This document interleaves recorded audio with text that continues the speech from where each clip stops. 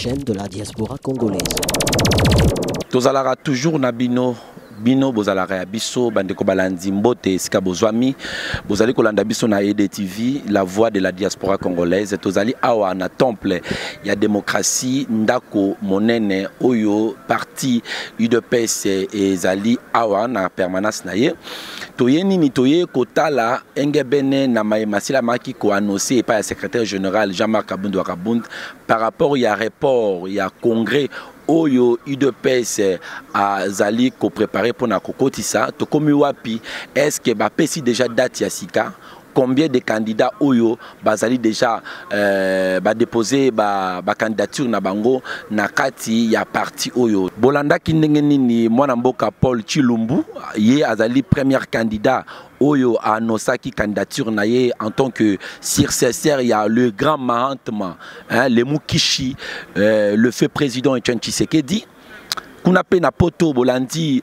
mwana mboka Félix Antoine Tshisekedi yepe a confirmé candidature naie conformément na ndenge base ya Union pour la démocratie et le progrès social ba plébiscita qui est comme remplaçant ya Etienne Tshisekedi. Le lotoye nakati ya temple moko bengi biso moto moko bengi biso yepe alobi aza candidat nde nani natiki bino bolanda bino moko bo découvrir ce que za nani. Télévision, la chaîne de la diaspora congolaise.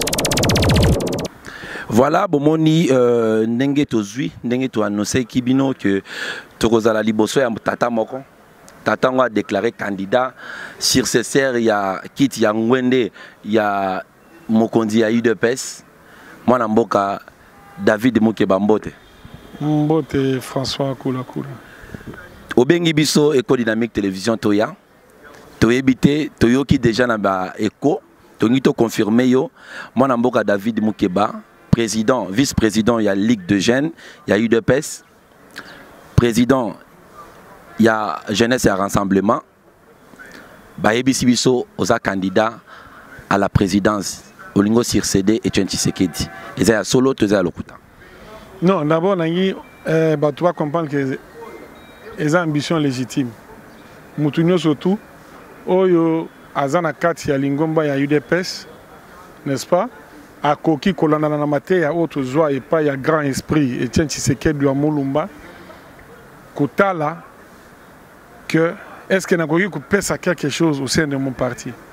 Donc les ambitions, on peut les avoir. C'est légitime. Tu vas comprendre. Donc, et surtout qui s'abinote, ceux qui par-ci, par-là, il y a des candidats qui s'annoncent, qui se présentent et qui au finish déposent leur candidature auprès du secrétaire général pour concourir, pour bénéficier d'un suffrage, vote, il y a des congressistes. Donc ça c'est un jeu démocratique et nous dans l'UDPS, tous le rôle la partie il faut taler la qui nani ceux qui nani té. Biso na UDPS au moniteur malbaye que non, ils a challenge, ils a ouvert. Na si bolanda secrétaire général yemo ka Sarabino na ba propos na ya tenaka avant pour lancer congrès que tant que batuni habillé à Rosala na candidat mais que la porte était ouverte. Pour la secrétaire générale aux candidats, ndé opposé les dossiers aux candidats. Pas du tout. Yo tsanga malobo ngana tete. Na zo bisayo alobi que oyo nyo soto amoni akoki kozia pour concourir à cause la candidat. Donc moi ça m'étonnerait soit qui batozo mona siko lelo que mutalobi boaza candidat te nakati ya UDPS biso ça jeu démocratique. Donc botika démocratie et vivre le lengezo qui ne vivre nakati ya UDPS. Ouais. Donc botika ngo vivre na kimia biso tozate buno kantseke non te bana UDPS ba yebi nani balingi bana UDPS ba yebi nani ba voter ba congressiste ba yebi nani ba voter eh bien ceux qui David Mukeba candidat idéal va voter ma bezate. Donc non malembe est-ce que David Mukeba candidat à la présidence il y a Union pour la démocratie et le progrès social au remplir déjà des critères pour Ozala candidat pour accepter candidature na yo. Par rapport à mes critères, il y a des millions et des millions de combattants qui remplissent les critères. Ça, je te dis. Parce que tu ne peux pas remplir les critères, il faut la moutazana 70 ans, 75 ans. Non. Et moi, je connais. Je gère la jeunesse. Et ça, il y a des personnes qui ont 15 ans, 16 ans, 17 ans, 18 ans, 20 ans. Les lois ont 40 ans. Les lois ont 38 ans, les lois ont 42 ans, 45 ans. Donc, ça a déjà combien d'années? Donc, 20 ans, 30 ans, il y a des personnes qui ont des millions. En dehors de ça, vous avez une règle. Voilà. Critères, on a des critères que on dengue ba candidat on surtout parce que mutunyo surtout quelle que soit province quelle que soit origine nayo soko moni que au lingo concourir yaka concourir aux le bienvenu moi na mboka secrétaire général Jean Kabunda ba service na eza wana oyambayo oyo pesi candidature nayo batali ba examiner OK d'accord tozeli mukolo wa congrès avant de toucher dans makambo mususu na do continuer kana makambo zoloba David Mukeba ozaki vice-président et ligue de jeunes okoki na yo kokamba ligue des jeunes bien té parce que ti lelo soki totambusi miko toyoka ba divergence na kati ligue des jeunes ezali toyoki makelele ke yo na président na yo boyoka na kate lelo olingi okoma mokonzi ya IDPS est-ce que okozala rassembler okosangisa bato lokola mbutamutu tshenti sekedi amanda ko salango bon nan tokomi ya campagne té Zélé Barolba Makamer, to comme la campagne, to répondre à ma campagne surtout, mais par rapport à par rapport Nangaï na président Barouti, il y a un pandi sangofo, Luka information est bien. Pour tout coup, on a un temps en contre-temps, on est ensemble, on réfléchit ensemble. D'ailleurs, tout coup, on a sous kalaté. Oh, Mengana est tout, jamais vous allez bien aimé, jamais. Parce que battu au micro.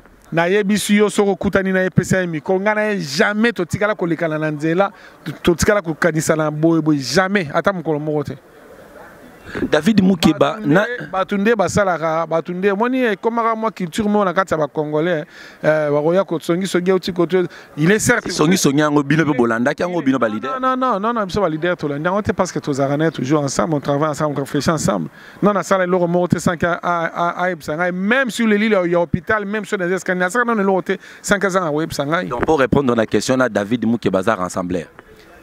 Non, bon, c'est pas à moi de dire ceux qui n'ont rassemblé. Toi, tu es Zabato, Bazomo, Liban, ceux qui n'ont rassemblé. Toi, tu es un diviseur, ils ont pensé Sangoyebi.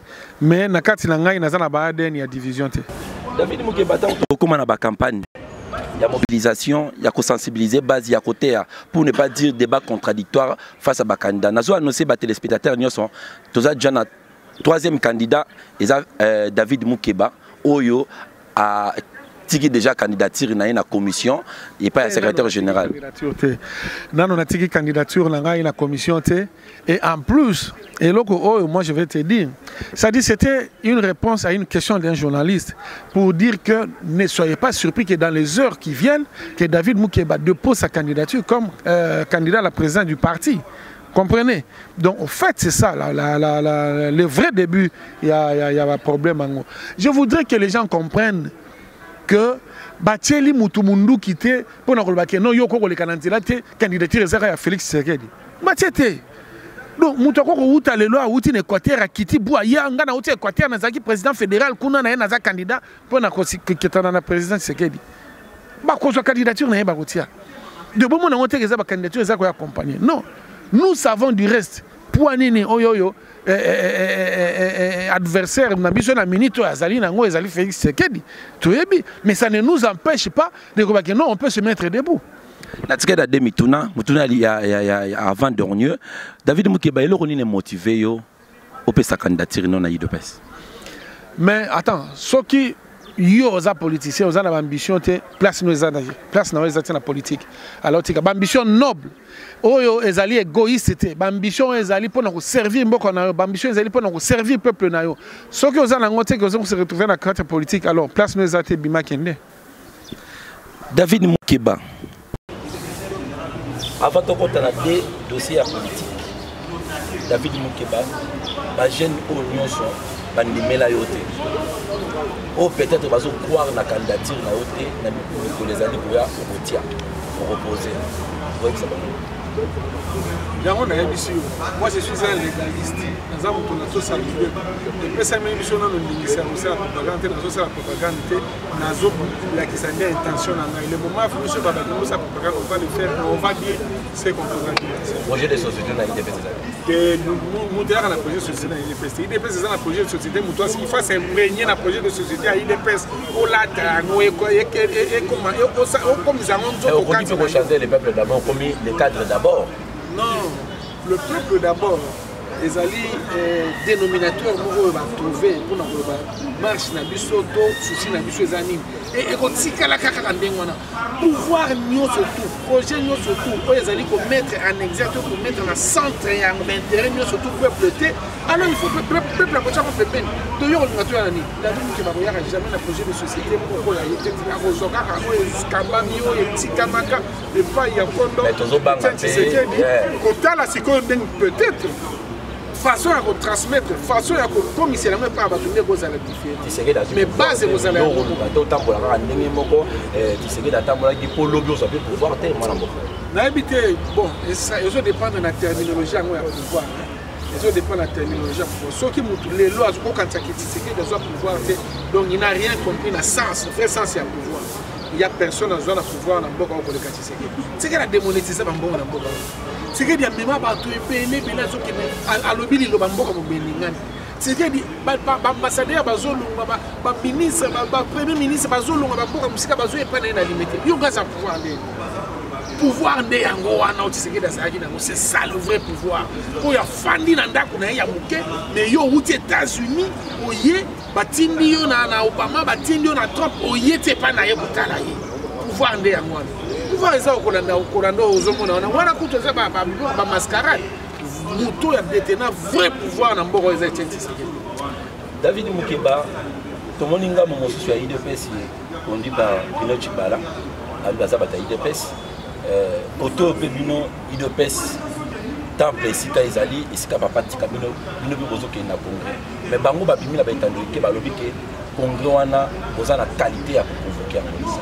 Place yo ozo cha candidature na yo pourquoi ça pas et ngana ya pour répondre à la médiocrité la médiocrité sur on continue ngo ça ça liberté to si to comprenez déjà bango que c'est de la médiocrité vous comprenez donc ngai na zana tango te ko kene ko prêter attention to oreille na ngai na ba médiocrité lo sait que ce cas où kambon a aussi la polyclinique botika ya location sur mbongo asali polyclinique na ya bon ko traiter la tomba mazan neurologue vous comprenez Tshibala, ce que ça va nous aller, qui a une possibilité à côté de la mais ça n'empêche à rien que nous vous comprenez?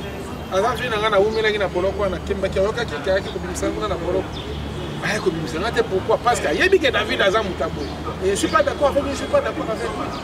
Ouais. Puis quand il ferait s'y aller, il ferait s'y pouvoir.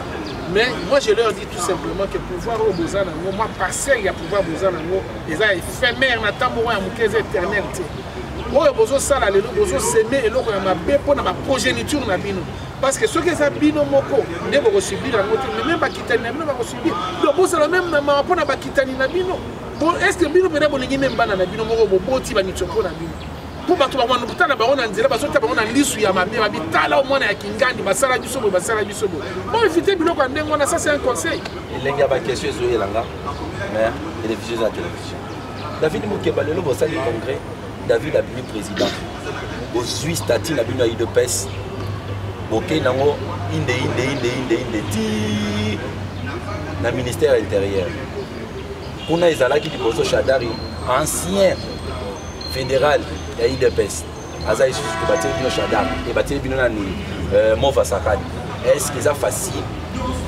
parce que IDPS moko eza na mesa ya Tshibala bino pe bokei David Mukeba président bandini pour légaliser statut na bino libabe na bango parce que bango na sozo tanga na ba Mova na banani molimo ya IDPS eza kati ya nde libabe na bango mais balandi kanyaka balandi moso comprenez ba osuka mabe ko ba yebi parti oyo batundenge banyoka meli yango batundenge bamoni pasi pona tinana biso tozokende na congrès il epesa kotia président na ye na congrès pour voter pe tokoplanda modeko ndenge lobi tokopesa bastatut na biso na esika esengeli po te banotarie yango ye kosala bao bazolinga kosala bazolanda badroit wana le fait précède le droit biso tozana kati affaire. Les faits politiques prouvent à suffisance au jour d'aujourd'hui que biso ne tozana légalité. D'ailleurs tozo wele la mona mutute toza ko pouvoir mona mutute.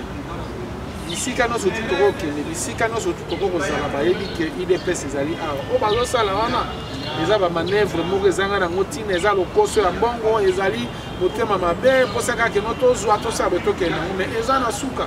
Et moi j'étais franc au moins j'étais na fixé au rendez-vous car en étando na wana obingi wana ba filé ndeko François to komi wa pilelo mona e bato so kana ba ko para kambana. Attends, on va présenter IDPS.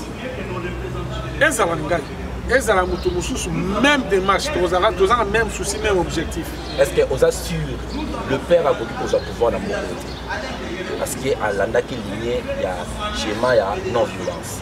Président, il y a succédé, il y a copié. À Rosala Makas, il y a pouvoir. Mais ce qui a pouvoir, moi, car à l'andelo, le père à l'anda qui ou bien pour Rosala bien schéma mususu. Président Félix Tshisekedi Nakanga Malobaona na une de cette conférence de presse. On va croire que dans la lutte, il y a non-violence, que nous continuons à croire qu'il y a au foot. Et Bisso, tu ne jamais changer physique d'épaule pour tout le monde dans lutte non violente, tout le monde en lutte armée. Tu regardes la lutte parce que tu as vu tout contre la lutte armée. Et là, tu vas dire à 9h, à 9h30, tu vas dire mais ils ont l'idéologie dans le Bisso. Tu as Bisso Batou, il y a lutte non armée, lutte pacifique, et tu reçois pouvoir. Il y a ceux qui marchent sur les Aranatina, ceux qui ont pouvoir, mais Batika Bisso, il est du temps à Batika Bisso libre, mais je vous dis, au jour le jour, la tension monte d'un cran et tout ça pour qu'un bisabesprit na biso manifestation les 31 aux Aïna Balabala aux Anabilili. Si on compare, on a le 21 et Zaline Dengemorote. Et je te donne rendez-vous sur le 25. Je te donne rendez-vous sur le 25. Le 21, le 25, tu as soufflé belé à Koleka. Et on doit profiter d'un micro pour lancer un vibrant appel. Il y a des combattants, surtout des Congolais, surtout d'ici Bozali, un recoquis, un téléma, un recoquis, un bundé, la mabelle à Bakokonabiso. Et pour rien au monde, tu dois hésiter devant n'importe quel sacrifice pour nous porter la Congo dans le Boka Bangouna. Il y a des candidats, des candidats, Oyo. Zali déjà ba candidat ba déposer ba candidature na bango yo pozo que bientôt là où que nous déposer parce que obimi déjà candidat na ba étanuike lilo ba sukani no koyebisa Félix Tshisekedi en tant que challenger na yo pe Paul lilo bali no koyebisa non mais baza bato batonisa bien na vertu démocratique et belé na valeur et démocratie belé donc les en challenge nous sommes en train de partir que le meilleur l'emporte ba progressiste ba pesa yo anande kana tezu ate ndenge président na biso ate ya biso non problème ezali te biso toujours pesa ndebe exemple na ba baza libanda exemple on est fandi la kati ya moko na biso ne tozana pe na ba mususu ba kobakisama pour continuer à transmettre ma vraie valeur et la démocratie, l'exercice de la démocratie pour les anakati à l'IDPS. Tricherie aux alatés. Tricherie aux alatés, machine à voler, zati, ah il aura moins zati, il aura bien la tricherie en ligne. Tricherie aux alatés, pas ya malumalu, tricherie aux alatés, pas ngoimulunda, ah tricherie aux alatés. Hollandi David Moukeba, par contre déjà mis SAD, professeur Paul, David Moukeba, Félix Antoine Tshisekedi, Nana Rogani. Tout ça est une émission tous opé sabino goût déjà il y a ma ponami 4 na IDPS ndengeni bazali kokende na Congo. Merci na maman Thérèse Colomoni, merci na les Juifs noirs, pourquoi pas na maman Marie-Jeanne et Bongo Godelif kuna na Canada. Pourquoi pas je dis merci à mon boss numéro 1 il y a EDTV, Monsieur Richard Tempête. Bye et à la prochaine. Télévision, la chaîne de la diaspora congolaise.